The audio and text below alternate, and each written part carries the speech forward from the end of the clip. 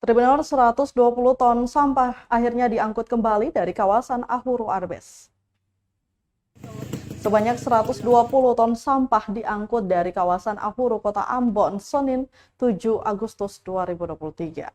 Kali ini jumlah sampah lebih sedikit dari pengangkutan di titik serupa pada bulan Juni, yakni 170 ton. PLT Kabid Persampahan Dinas Lingkungan Hidup dan Persampahan atau DLHP Kota Ambon, Nizar menjabarkan kegiatan tersebut, di mana pengangkutan mulai pukul setengah 2 siang hingga sekitar 4 sore. Alhasil, lalu lintas kawasan tersebut ditutup sementara. Pemerintah Kota Ambon pun berharap agar warga kota bisa bekerja sama dan berpartisipasi dalam membantu pemerintah untuk mengelola sampah dengan baik.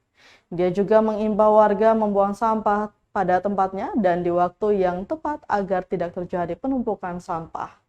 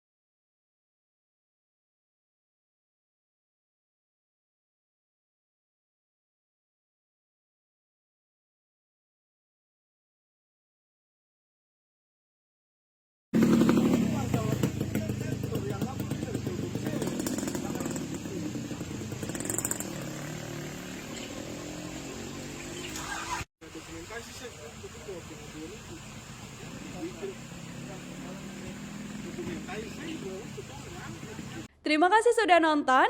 Jangan lupa like, subscribe, dan share ya.